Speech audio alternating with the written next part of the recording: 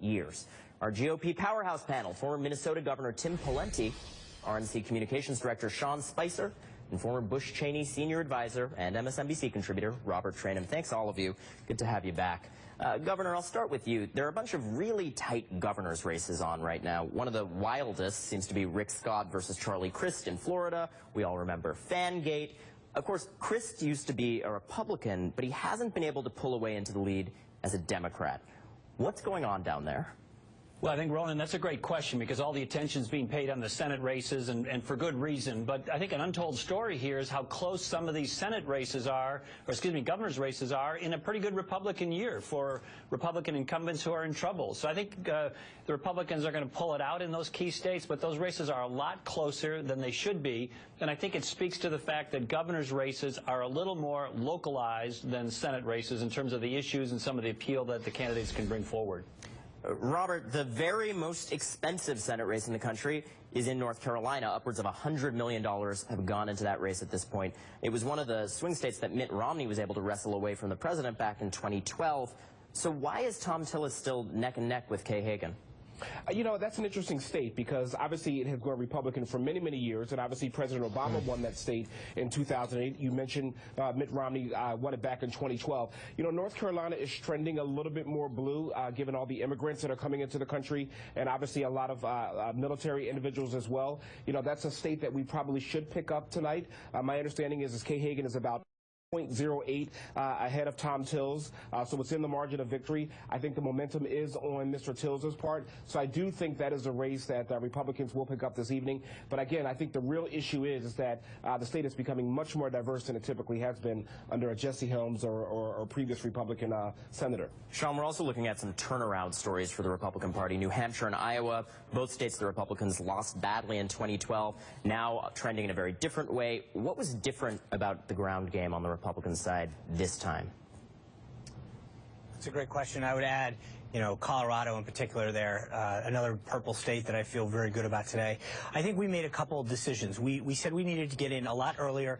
We had to have permanent staff in there, and that's one of the things that we talked about in the Growth and Opportunity Project about a year and a half ago, that we needed to go into communities, be there not just months before an election, but years before the election, engage in the communities, and also engage in different minority communities. So we sent staff into Asian communities, black communities, and Hispanic communities to start to build bridges between the party and some of the voters that we don't traditionally talk to. And that's paid dividends. And again, I would go back to Colorado as a great example of that, where both Cory Gardner, Bob Beaupre, and Mike Kaufman have really embraced going into communities that Republicans, frankly, just haven't gone into in the past.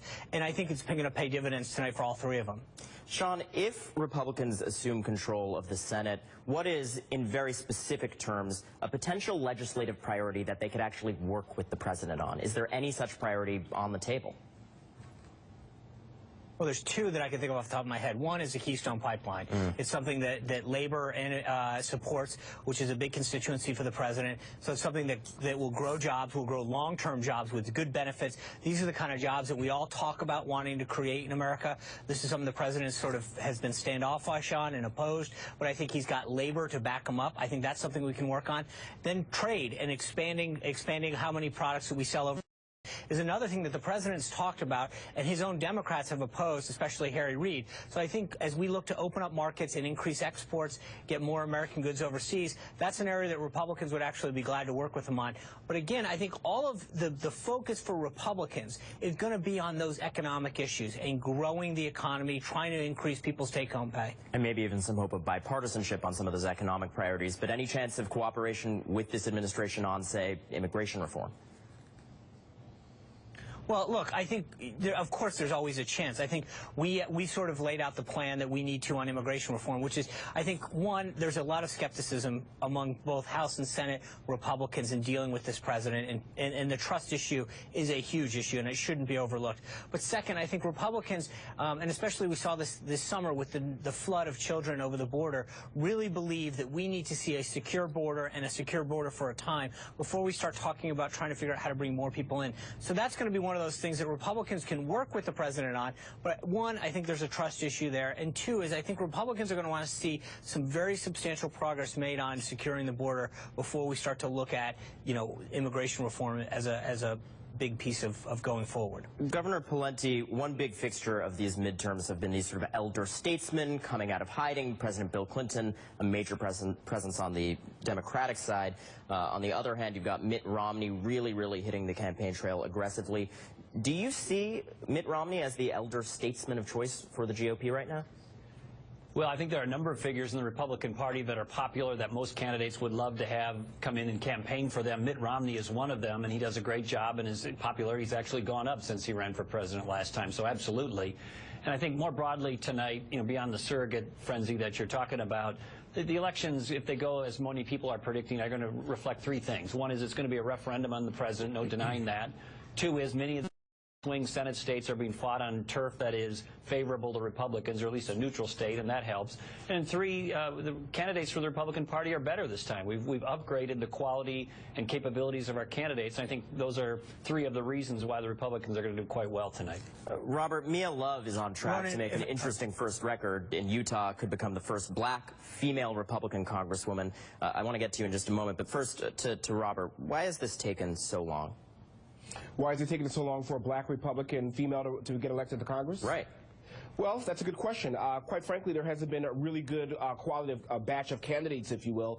Back to Governor Pawlenty's point about just the rise and the quality of the candidates this cycle around. Mia Love obviously ran before. She lost by a couple of percentage points. She's a very popular public official in Utah. She was the former mayor of her town. She definitely represents the area in terms of the quality of the ideas and so forth. And so having said that, look, hopefully in 2016 we'll have even more people of color running on the conservative ticket. There has been some great candidates that have ran in the past, but have yet to really get to that finish line based on some perceptions about black conservatism and black Republicans. But let's hope that Mia Love is certainly not the last person to be able to run for Congress as a female and conservative. Sean Spicer, before we part ways, when you talk about some of those perceptions, is that partly grounded on some of these measures that keep people, and particularly minority voters, away from the polls? I was just talking to former RNC chair Michael Steele going into this, sitting in the makeup room, and he was saying his wife had to go to 3 different polling stations to try to vote early, that he feels absolutely there's systemic discrimination and that we need more than talk from current GOP leadership to try to combat that. Is there anything on the table to try to reach out to those voters and say, we're not just talking about talking to you, we're actually going to have some measures to try to help get you to the polls? Well, yeah. First, I would point out that former Lieutenant Governor Steele lives in Maryland, a state controlled at every level by the Democrats. So if his wife had trouble, again, you can't blame any of that on Republicans by any means. But second, with respect to that point, I think there are issues where Republicans, in the case of voter ID, which is what you're getting at, we believe very strongly in that, and it's a common sense issue that goes across different demographics for people who believe that it makes sense to do that. But I think the way that we engage in that conversation with folks to explain to them why we believe in it, and I think is something that we probably need to do a much better job. But if you look at the state of Georgia, when they enacted voter ID down there, they engaged in a community conversation first. They talked about how to get the IDs for people who couldn't afford them, whatever. And you actually looked at minority voting population going up in subsequent elections. I think that's the way that we want to do this, to show that it can work if it's done right, and engage in a conversation so that people see exactly what the motives are and why and everyone feels as though they're part of the process. I think a lot of big questions clearly for voters in that voting block still, but all of those outreach efforts are going to be pivotal if you want to change the conversation on that. Tim Pawlenty, Sean Spicer, Robert Trainum, you all represent your party very well. Thank you, gentlemen. Thank you. Thanks, Ronan.